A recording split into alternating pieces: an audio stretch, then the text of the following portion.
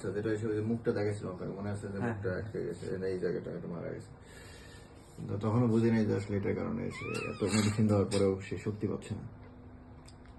কি বাবা আদর,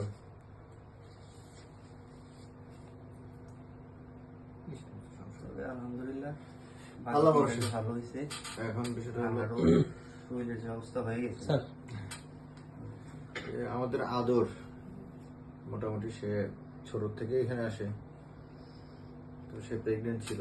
কালকে থেকে তার 64 ডেজ, 64 দিন ছিল তার লেবার পেইন শুরু হয়, এবং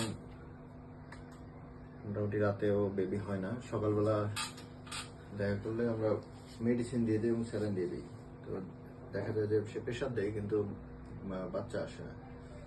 শেষ পর্যন্ত আজকে বিকেলে আমরা সিদ্ধান্ত নিই যে অবজারভেশন করে দেখি যে সিজার ছাড়া আর হবে না। মুখটা ওই বাচ্চা মারা গিয়ে, প্রথম বাচ্চাটা যেটা ছিল ওটা মারা গিয়ে একবারে ফুলে গেছে, যার কারণে মুখ বন্ধ হয়ে গেছে, জ্বরের মুখ বেরোচ্ছিল না। পরে আল্লাহর মতো এখন আমরা সিজার করলাম।